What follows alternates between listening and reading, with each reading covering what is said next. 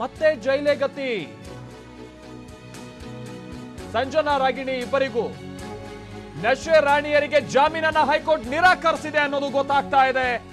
ಜಾಮೀನು ನಿರಾಕರಣೆ ಆಗಿದೆ ಇಬ್ರು ನಟಿಮಣಿಯರಿಗೆ. ಮತ್ತೆ ಪರಪ್ಪನ ಅಗ್ರಹಾರದಲ್ಲೇ ಕಾಲ ಕಳಿಬೇಕಾಗಿದೆ ಇಬ್ರು ನಟಿಮಣಿಯರೀಗ. ಜೈಲೇ ಗತಿ ಇಬ್ರಿಗೂ. ನ್ಯಾಯಾಧೀಶರು ಈಗ ಕೋರ್ಟ್ ಹಾಲ್ಗೆ ಬಂದ್ರು ಅನ್ನುವಂತ ಕೆಲ ಕ್ಷಣಗಳ ಹಿಂದೆ ನೀವು ಗಮನಿಸಿದ್ರಿ. ಇದೀಗ ಅವರು ತಮ್ಮ ಜಡ್ಜ್ಮೆಂಟ್ ಅನ್ನ ಪ್ರಕಟಿಸಿದ್ದಾರೆ. ಇಬ್ಬರು ನಟಿಯರಿಗೆ ಜಾಮೀನನ್ನ ಹೈಕೋರ್ಟ್ ಕೂಡ ನಿರಾಕರಿಸಿದೆ. ಎನ್ಡಿಪಿಎಸ್ ವಿಶೇಷ ನ್ಯಾಯಾಲಯ ಆಯ್ತು, ಹೈಕೋರ್ಟ್ ಆಯ್ತು, ಇದೀಗ ಸುಪ್ರೀಂ ಕೋರ್ಟ್ ನ ಕದ ತಟ್ಟಬೇಕು. ಇನ್ನೂ ಮಿನಿಮಮ್ 15-20 ದಿವಸ ಮತ್ತೆ ಜೈಲಲ್ಲಿ ಇರಬೇಕಾಗುತ್ತೆ. ಬಹಳ ನಿರೀಕ್ಷೆಯನ್ನ ಇಟ್ಕೊಂಡಿದ್ರು. ಕಳೆದ 10 ದಿನಗಳ ಹಿಂದೆ ಹೆಚ್ಚು ಕಡಿಮೆ 2 ದಿನ ಬಹಳ ಅಗ್ರೆಸಿವ್ ಆಗಿ ಇವ್ರ ಪರವಾದಂತ ವಕೀಲರುಗಳು ಕೂಡ ಇವರಿಗೆ ಜಾಮೀನನ್ನ ಕೊಡಿಸಬೇಕು ಅನ್ನುವಂತ ನಿಟ್ಟಿನಲ್ಲಿ ಬಹಳ ವಾದ ಪ್ರತಿವಾದವನ್ನ ಮಾಡಿದ್ರು. ಬಹಳಷ್ಟು ವಿಚಾರಗಳನ್ನ ಪ್ರಸ್ತಾಪ ಮಾಡಿ ನ್ಯಾಯಾಧೀಶರ ಗಮನ ಸೆಳೆಯುವಂತ ಪ್ರಯತ್ನವನ್ನ ಮಾಡಿದ್ರು, ಅವರನ್ನ ಕನ್ವಿನ್ಸ್ ಮಾಡುವಂತ ಪ್ರಯತ್ನವನ್ನ ಮಾಡಿದ್ರು. ಬಟ್ ಅಂತಿಮವಾಗಿ ಇಲ್ಲಿ ಸಿಸಿಬಿ ಪರವಾದಂತ ವಕೀಲರು ಅಂದ್ರೆ SPP ಅವರು ಮಂಡಿಸಿದಂತ ವಾದಕ್ಕೆ ಹೈಕೋರ್ಟ್ ನ ನ್ಯಾಯಾಧೀಶರು ಮನ್ನಣೆಯನ್ನ ಕೊಟ್ಟಿದ್ದು ಇಬ್ಬರ ಜಾಮೀನನ್ನ ಕೂಡ ನಿರಾಕರಿಸಲಾಗಿದೆ ಅನ್ನೋದು ಗೊತ್ತಾಗ್ತಾ ಇದೆ. ನಾವು ಮೊದಲೇ ಹೇಳ್ದಂಗೆ ಈಗ ಇವರಿಬ್ರು ಸಿಸಿಬಿ ಕಸ್ಟಡಿಯಲ್ಲಿದ್ದು ಆ ನಂತರ ಅಲ್ಲಿ ಪರಪ್ಪನ ಅಗ್ರಹಾರ ಅಂದ್ರೆ ಜುಡಿಷಿಯಲ್ ಕಸ್ಟಡಿಯಲ್ಲಿ ಇರುವಂತ ಡ್ಯೂರೇಷನ್ ಅನ್ನ ತೆಗೆದುಕೊಂಡ್ರೆ ಹೆಚ್ಚು ಕಡಿಮೆ 2 ತಿಂಗಳಾಗಿ ಹೋಗಿದೆ. ಆದ್ರೂ ಕೂಡ ಬಿಡುಗಡೆ ಭಾಗ್ಯ ಸಿಕ್ಕಿಲ್ಲ. ನ್ಯಾಯಾಧೀಶರು ನೇರವಾಗಿ ಇವರಿಬ್ಬರ ಜಾಮೀನನ್ನ ನಿರಾಕರಿಸಿದೀವಿ ಅನ್ನುವಂಥದ್ದನ್ನ ಬಹಳ ಸ್ಪಷ್ಟವಾಗಿ ಉಲ್ಲೇಖ ಮಾಡಿದ್ದಾರೆ ಅನ್ನೋದು ಗೊತ್ತಾಗ್ತಾ ಇದೆ. ಇಬ್ಬರು ನಟಿಮಣಿಯರು ಕೂಡ ಸಹಜವಾಗಿ ಈಗ ಜೈಲಿನಲ್ಲೇ ಕುಳಿತು ಜಾಮೀನು ವಿಚಾರ ಏನಾಗಿರ್ಬೋದು ಅನ್ನುವಂತ ನಿರೀಕ್ಷೆ ಮಾಡ್ತಾ ಇರ್ತಾರೆ. ಬಟ್ ಇಬ್ಬರಿಗೂ ಕೂಡ ಇವತ್ತು ಮತ್ತೊಂದು ದುರದೃಷ್ಟಕರ ದಿನ ಇಬ್ಬರಿಗೂ. ಯಾಕಂತಂದ್ರೆ ಇಬ್ಬರ ಜಾಮೀನು ಅರ್ಜಿಗೆ ಸಂಬಂಧಪಟ್ಟ ಹಾಗೆ ಸುದೀರ್ಘವಾದಂತ ವಾದ ಪ್ರತಿವಾದವನ್ನ ಆಲಿಸಿದ್ದಂತ ನ್ಯಾಯಾಧೀಶರು ಜಾಮೀನನ್ನ ನಿರಾಕರಿಸಿದ್ದಾರೆ ಅನ್ನೋದು ಗೊತ್ತಾಗ್ತಾ ಇದೆ. ಜಾಮೀನು ಅರ್ಜಿಯ ತಿರಸ್ಕಾರ ಆಗಿದೆ.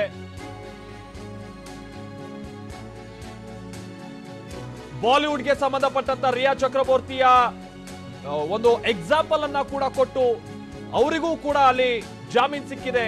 ಹಾಗಾಗಿ ಈ ಸ್ಯಾಂಡಲ್ವುಡ್ ನಟಿಯರಿಗೂ ಜಾಮೀನು ಸಿಗಬೇಕು ಅನ್ನುವಂತ ನಿಟ್ಟಿನಲ್ಲಿ ಬಹಳ ಪ್ರಯತ್ನ ಮಾಡಿದ್ರು. ಬಟ್ ಅದಕ್ಕೂ ಮನ್ನಣೆ ಕೊಟ್ಟಿಲ್ಲ. ಇಬ್ಬರಿಗೂ ಕೂಡ ಈಗ ಸುಪ್ರೀಂ ಕೋರ್ಟೇ ಗತಿಯಾಗಿದೆ. ಡ್ರಗ್ಸ್ ರಾಣಿಯರಿಗೆ ಹೈಕೋರ್ಟ್ ನಲ್ಲೂ ಕೂಡ ಬೇಲ್ ಸಿಗಲಿಲ್ಲ. ಸಂಜನಾ ರಾಗಿಣಿ ಈಗ ಇಬ್ರು ಕೂಡ ಸುಪ್ರೀಂ ಕೋರ್ಟ್ ಕದ ತಟ್ಟಬೇಕಾಗಿದೆ. ನಾನು ಮೊದಲೇ ಹೇಳಿದಾಗೆ ಈಗ ಇಲ್ಲಿ ಟ್ರಯಲ್ ಕೋರ್ಟ್ ನ ಆರ್ಡರ್ ಕಾಪಿಯನ್ನ ತೆಗೆದುಕೊಳ್ಬೇಕು. ಓಕೆ, ಜೈಲಲ್ಲಿ ಹಾಗಾದ್ರೆ ಇಬ್ಬರ ವರ್ತನೆ, ಇಬ್ಬರ ನಡವಳಿಕೆ ಹೇಗಿದೆ? ಕುಸಿದು ಬಿದ್ದು ಬಿಟ್ರು ಇಬ್ರು ಕೂಡ. ಜಾಮೀನು ಅರ್ಜಿ ವಜಾ ಆಗ್ತಾ ಇದ್ದ ಹಾಗೆ ಜೈಲಲ್ಲೇ ಇಬ್ರು ಕೂಡ ಕುಸಿದು ಬಿದ್ರು ಅನ್ನೋದು ಗೊತ್ತಾಗ್ತಾ ಇದೆ. ಬಹಳ ಡಿಪ್ರೆಸ್ಡ್ ಆಗ್ತಾರೆ. ಜಾಮೀನು ಅರ್ಜಿ ವಜಾ ಆಗ್ತಾ ಇದ್ದ ಹಾಗೇನೆ ಇಬ್ರು ಕೂಡ ಬಹಳ ಬೇಸರಗೊಳ್ತಾರೆ. ಸಹಜವಾಗಿ ಇಬ್ರು ಕೂಡ ಇವತ್ತು ಬಹಳ ಟೆನ್ಷನ್ ನಲ್ಲಿ ಕೋರ್ಟ್ ಆರ್ಡರ್ ನ ಎದುರು ನೋಡ್ತಾ ಇದ್ರು. ಯಾವಾಗ ನಮ್ಗಿಲ್ಲೂ ಕೂಡ ಬೇಲ್ ಸಿಗ್ಲಿಲ್ಲ ಅನ್ನುವಂತ ವಿಚಾರ ಗೊತ್ತಾಯ್ತು, ಇಬ್ರು ಕೂಡ ಬಹಳ ಬೇಸರದಿಂದ ಕುಸಿದು ಬಿದ್ರು ಅನ್ನೋದು ಗೊತ್ತಾಗ್ತಾ ಇದೆ. ನಿಮ್ಗೆ ಗೊತ್ತಿರ್ಲಿ, ನಾನು ಮೊದಲೇ ಹೇಳಿದಾಗೆ ಜಾಮೀನು ಪಡಿಬೇಕು ಅನ್ನುವಂತ ನಿಟ್ಟಿನಲ್ಲಿ ಮಾಡಬಹುದಾದಂತ ಎಲ್ಲ ಪ್ರಯತ್ನವನ್ನು ಕೂಡ ಇಬ್ರು ನಟಿಮಣಿಯರು ಮಾಡಿದ್ರು. ವಕೀಲರನ್ನ ಆಗಾಗ ಬದಲಾಯಿಸ್ತಾ ಇದ್ರು. 2-3 ವಕೀಲರನ್ನು ಕೂಡ ಬದಲಾಯಿಸಿದ್ರು. ರಾಜ್ಯದ ಬಹಳ ಸೀನಿಯರ್ ವಕೀಲರು ಅವರ ಮೊರೆ ಹೋಗ್ತಾರೆ. ಅವರಿಂದನೂ ಕೂಡ ಈಗ ಇಬ್ರು ನಟಿಮಣಿಯರಿಗೆ ಜಾಮೀನು ಸಿಗೋದಕ್ಕೆ ಕಾರಣ ಆಗ್ಲಿಲ್ಲ. ಕಾರಣ ಅಂತ ಅಂದ್ರೆ ಇಲ್ಲಿ ಸಿಸಿಬಿ ಪರವಾದಂತ ವಕೀಲರು ಅಂತಂದ್ರೆ SPP ಹೂಡಿದ್ದಂತ ಸ್ಟ್ರಾಂಗ್ ಅಬ್ಜೆಕ್ಷನ್ಸ್. ಇಬ್ರು ಕೂಡ ಪ್ರಭಾವಿಗಳು ಸಾಕ್ಷ್ಯ ನಾಶ ಮಾಡಬಹುದಾ ಅಂತ ಚಾನ್ಸಸ್ ಇರುತ್ತೆ. ಸರಿಯಾಗಿ ತನಿಖೆಗೆ ಇವರು ಇನ್ನೂ ಸಹಕರಿಸಿಲ್ಲ. ಈ ಪ್ರಕರಣದ ಕೆಲ ಇನ್ನೂ ಪ್ರಮುಖವಾದಂತಹ ಆರೋಪಿಗಳು ತಲೆಮರೆಸಿಕೊಂಡಿದ್ದಾರೆ. ಇವರು ಈ ಪ್ರಕರಣಕ್ಕೆ ಸಂಬಂಧಪಟ್ಟಂಗೆ ಕೆಲ ಪೊಲೀಸರೇ, ಹಿರಿಯ ಅಧಿಕಾರಿಗಳೇ ಎಲ್ಲ ವಿಚಾರವನ್ನ ಲೀಕ್ ಮಾಡಿದ್ರು. ಅವರನ್ನು ಕೂಡ ನಾವೀಗ ಸಸ್ಪೆಂಡ್ ಮಾಡಿದೀವಿ. ಇವರೆಲ್ಲ ಗೂಗಲ್ ಅಲ್ಲಿ ಸರ್ಚ್ ಮಾಡಿದ್ರು, NDPS ಕಾಯ್ದೆ ಅಂದ್ರೆ ಏನು, ಬಚಾವ್ ಆಗೋದಂದ್ರೆ ಹೇಗೆ, ಜಾಮೀನು ನೀಡಬಾರ್ದು ಅನ್ನುವಂತ ಪ್ರತಿವಾದವನ್ನ ಮಂಡಿಸಿದ್ರು. ಸ್ಟ್ರಾಂಗ್ ಅಬ್ಜೆಕ್ಷನ್ಸ್ ಅನ್ನ ಇಟ್ಟಿದ್ರು.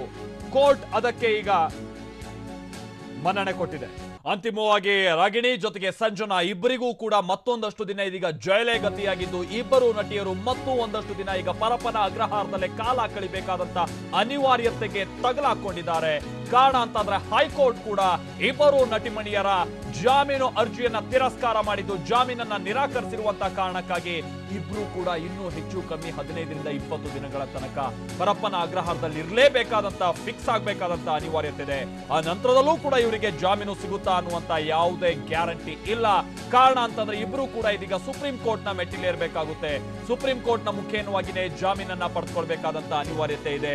ನ್ಯಾಯಮೂರ್ತಿ ಶ್ರೀನಿವಾಸ್ ಹರೀಶ್ ಕುಮಾರ್ ಅವರಿದ್ದಂತ ಪೀಠ ಈ ಆದೇಶವನ್ನ ಕೊಟ್ಟಿದ್ದು ಇಬ್ಬರೂ ಕೂಡ ಈಗ ಕನಿಷ್ಠ 15 ದಿನಗಳ ಕಾಲ ಮತ್ತೆ ನಾವು ಮೊದಲೇ ಹೇಳಿದಾಗೆ ಈಗ ಆಲ್ರೆಡಿ ಸಿಸಿಬಿಯ ಕಸ್ಟಡಿ ಕೂಡ ಸೇರಿದಾಗೆ ಆ ನಂತರದ ಪರಪ್ಪನ ಅಗ್ರಹಾರದ ಜುಡಿಷಿಯಲ್ ಕಸ್ಟಡಿಯು ಸೇರಿದ ಹಾಗೆ ಹೆಚ್ಚು ಕಡಿಮೆ 60 ದಿನಗಳ ಕಾಲ ಇಬ್ರು ಕೂಡ ಇದೀಗ ಸೆರೆಮನೆ ವಾಸದಲ್ಲಿರುವಂತಹ ಸಂದರ್ಭ. ಹೀಗಾಗಿ ಇನ್ನೂ 15 ದಿವಸ ಅಥವಾ 20 ದಿವಸ ಮತ್ತೆ ಇವರು ಪರಪ್ಪನ ಅಗ್ರಹಾರದಲ್ಲೇ ಮುಂದುವರಿಬೇಕಾದಂತ ಅನಿವಾರ್ಯತೆ ಫಿಕ್ಸ್ ಆಗಿದೆ. ನಮ್ಮ ಪ್ರತಿನಿಧಿ ರಮೇಶ್ ಇದಕ್ಕೆ ಸಂಬಂಧಪಟ್ಟಂಗೆ ಮತ್ತಷ್ಟು ಡೀಟೇಲ್ಸ್ ಅನ್ನ ಕೊಡ್ತಾರೆ. ನಮ್ಮ ಜೊತೆಗೆ ಹೈಕೋರ್ಟ್ ನ ಆವರಣದಿಂದ ನೇರ ಸಂಪರ್ಕದಲ್ಲಿ ಜಾಯ್ನ್ ಆಗ್ತಾ ಇದ್ದಾರೆ. ರಮೇಶ್, ಇಬ್ಬರೂ ಕೂಡ ನಟಿಮಣಿಯರು ಬಹಳ ಇವತ್ತು ನಿರೀಕ್ಷೆಯಲ್ಲಿದ್ರು ನಮಗೆ ಜಾಮೀನು ಸಿಗಬಹುದು ಅಂತ. ಅದಕ್ಕೆ ಸಂಬಂಧಪಟ್ಟಂಗೆ ಹಿಂದೆಯಿಂದ ಕೂಡ ಮಾಡ್ಕೊಂಡ್ ಬಂದಿದ್ದಂತ ಒಂದಷ್ಟು ಪ್ರಯತ್ನಗಳನ್ನು ಕೂಡ ನಾವು ಗಮನಿಸ್ತಾ ಇದ್ವಿ. ಲಾಯರ್ ಅನ್ನ ಚೇಂಜ್ ಮಾಡಿದ್ದಾಯ್ತು, ಮೊನ್ನೆ ಬಹಳ ಪ್ರಬಲವಾಗಿ ವಾದ ಹೂಡಿದ್ದಾಯ್ತು. ಬಟ್ ಅಂತಿಮವಾಗಿ ಇದೀಗ ಇಬ್ಬರಿಗೂ ಕೂಡ ಜಾಮೀನು ತಿರಸ್ಕೃತ ಆಗಿದೆ ಅನ್ನೋದು ಗೊತ್ತಾಗ್ತಾ ಇದೆ. ಹಾಗಾದ್ರೆ ಇಂಥದ್ದೊಂದು ಡಿಸಿಷನ್ ಅನ್ನ ಕೊಡುವಂತ ನಿಟ್ಟಿನಲ್ಲಿ ಕೋರ್ಟ್ ಇಲ್ಲಿ ಯಾವ್ಯಾವ ವಿಚಾರವನ್ನ ಪರಿಗಣಿಸಿದೆ ಅನ್ನೋದನ್ನ ನೋಡೋದಾದ್ರೆ ರಮೇಶ್.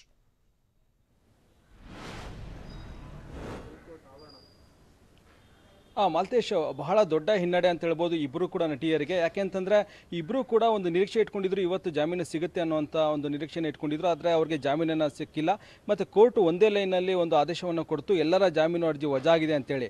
ಇವರ ಜಾಮೀನು ಅರ್ಜಿ ವಜಾಗೋದಕ್ಕೆ ಬಹಳ ಮುಖ್ಯ ಕಾರಣ ಏನಂತಂದರೆ CCB ಪರ SPP ಮಾಡಿದಂಥ ವಾದ ಏನಂತಂದರೆ ಇವರು ಕೇಸ್ನಲ್ಲಿ ಇನ್ನೂ ಎಲ್ಲ ಆರೋಪಿಗಳು ಕೂಡ ಸಿಕ್ಕಿಲ್ಲ. ಮತ್ತು ಈ ಕೇಸ್ನಲ್ಲಿ ಕೆಲವರು ಅಂದರೆ ಯಾರು ಪೊಲೀಸ್ ಅಧಿಕಾರಿಗಳ ಜೊತೆನೇ ಶಾಮೀಲಾಗಿ ಸಾಕ್ಷ್ಯನಾಶ ಮಾಡುವಂಥ ಪ್ರಯತ್ನವನ್ನು ಮಾಡಿದ್ದಾರೆ ಅಂತೇಳಿ ಕೂಡ ಒಂದು ವಾದವನ್ನು ಮಂಡನೆ ಮಾಡಿದರು. ಜೊತೆಗೆ ಈ ಕೇಸ್ನಲ್ಲಿ ಶಿವಕುಮಾರ್ ಚಿಪ್ಪಿ ಇರ್ಬೋದು, ಅದೇ ರೀತಿ ಪ್ರಶಾಂತ್ ರಾಜು ಇರ್ಬೋದು, ಹೀಗೆ ಕೆಲವು ಆರೋಪಿಗಳು ಈವರೆಗೂ ಕೂಡ ಪೊಲೀಸರಿಗೆ ಸಿಕ್ಕಿಲ್ಲ. ಹೀಗಾಗಿ ಪೊಲೀಸರು ಅವ್ರನ್ನ ಅರೆಸ್ಟ್ ಮಾಡೋವರೆಗೂ ಕೂಡ ಇವ್ರಿಗೆ ಜಾಮೀನನ್ನು ಕೊಡಬಾರ್ದು. ಯಾಕೆಂದರೆ ಇವರೇನಾದರೂ ಮೊದಲೇ ಜಾಮೀನು ಕೊಟ್ಟರೆ ಅವ್ರಿಗೆ ಇನ್ಫಾರ್ಮೇಷನ್ ಲೀಕ್ ಮಾಡುವಂಥ ಸಾಧ್ಯತೆ ಇದೆ. ತನಿಖೆ ಯಾವ ಹಂತದಲ್ಲಿ ನಡೀತಾ ಇದೆ ಅನ್ನುವಂಥ ಮಾಹಿತಿಯನ್ನು ಅವರು ಆ ಆರೋಪಿಗಳಿಗೆ ಯಾರ್ಯಾರು ಸಿಕ್ಕಿಲ್ವೋ ಅಂಥ ಆರೋಪಿಗಳಿಗೆ ಮಾಹಿತಿಯನ್ನು ಲೀಕ್ ಮಾಡುವಂಥ ಸಾಧ್ಯತೆ ಇದೆ. ಹೀಗಾಗಿ ಇವ್ರ್ಯಾರಿಗೂ ಕೂಡ ಜಾಮೀನನ್ನು ಕೊಡಬಾರ್ದು ಅಂತೇಳಿ SPP ವಾದ ಮಂಡನೆ ಮಾಡಿದರು. ಜೊತೆಗೆ ಈ ಹಿಂದೆನೇ ಈಗ ಕೆಲ ಆರೋಪಿಗಳ ಜೊತೆನೇ ಪೊಲೀಸ್ ಅಧಿಕಾರಿಯೊಬ್ಬರು ಶಾಮೀಲಾಗಿ ಮಾಹಿತಿಗಳನ್ನು ಲೀಕ್ ಮಾಡ್ತಾ ಇದ್ರು ಅನ್ನುವಂಥ ಇನ್ಫಾರ್ಮೇಷನ್ ಇದೆ.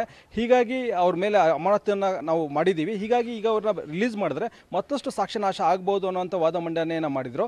ಜೊತೆಗೆ ರಾಗಿಣಿ ಏನು ಅರೆಸ್ಟ್ ಆಗುವಂಥ ಸಂದರ್ಭದಲ್ಲಿ ಎಲ್ಲ ಮಾಹಿತಿಯನ್ನು ಅಂದರೆ ಪೊಲೀಸರು ಜೊತೆ ಇದ್ದಂಥ ಅಂದರೆ ಪೊಲೀಸ್ ಏನೇನು ಇನ್ವೆಸ್ಟಿಗೇಷನ್ ಮಾಡ್ತಾ ಇದ್ದಾರೆ ಮತ್ತು ಮಾಧ್ಯಮಗಳಲ್ಲಿ ಏನೇನು ಬರ್ತಾ ಇದೆ ಎಲ್ಲ ಮಾಹಿತಿಯನ್ನು ಘಟನೆ ಅಂದರೆ ಈ ಪ್ರಕರಣದ ಇತರೆ ಆರೋಪಿಗಳ ಜೊತೆ ಅವರು ಹಂಚಿಕೊಂಡಿದ್ರು, ವಾಟ್ಸಪ್ ಮತ್ತು ಇಮೇಲ್ ಮುಖಾಂತರ ಹಂಚಿಕೊಂಡಿದ್ರು. ಹೀಗಾಗಿ ಮೊದಲೇನೆ ಅಂದರೆ ಅರೆಸ್ಟ್ ಆಗೋದಕ್ಕೆ ಮೊದಲೇ ಇಷ್ಟೆಲ್ಲ ಅವರು ಮಾಹಿತಿಯನ್ನು ಲೀಕ್ ಮಾಡಿರೋದ್ರಿಂದ ಮತ್ತು ಮಾಹಿತಿಯನ್ನು ಹಂಚಿಕೊಂಡು ಆರೋಪಿಗಳಿಗೆ ಸಹಕರಿಸಿರೋದ್ರಿಂದ ಒಂದು ವೇಳೆ ಜಾಮೀನು ಕೊಟ್ಟರೆ ಅದು ಇನ್ನೂ ಹೆಚ್ಚಿನ ಪ್ರಮಾಣದಲ್ಲಿ ಮಾಹಿತಿ ಲೀಕ್ ಆಗುವಂಥ ಸಾಧ್ಯತೆ ಇರುತ್ತೆ ಮತ್ತು ತನಿಖೆಗೆ ಹಿನ್ನಡೆ ಆಗುವಂಥ ಸಾಧ್ಯತೆ ಇರುತ್ತೆ. ಮತ್ತು ಈಗಾಗಲೇ 3 ಜನ ಏನು ಇನ್ನೂ ಆರೋಪಿಗಳು ಸಿಕ್ಕಿಲ್ಲ, ಅವರು ಸಿಗೋದಕ್ಕೂ ಕೂಡ ತೊಂದರೆ ಆಗುತ್ತೆ ಅಂತೇಳಿ ಏನು ವಾದ ಮಂಡನೆ ಮಾಡಿದರು.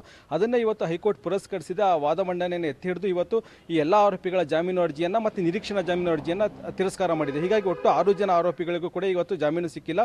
ಮತ್ತು 3 ಜನ ಆರೋಪಿಗಳಲ್ಲಿ ಅದರಲ್ಲಿ 3 ಜನಕ್ಕೆ ಜಾಮೀನು ಸಿಕ್ಕಿಲ್ಲ, 3 ಜನಕ್ಕೆ ನಿರೀಕ್ಷಣಾ ಜಾಮೀನು ಸಿಕ್ಕಿಲ್ಲ.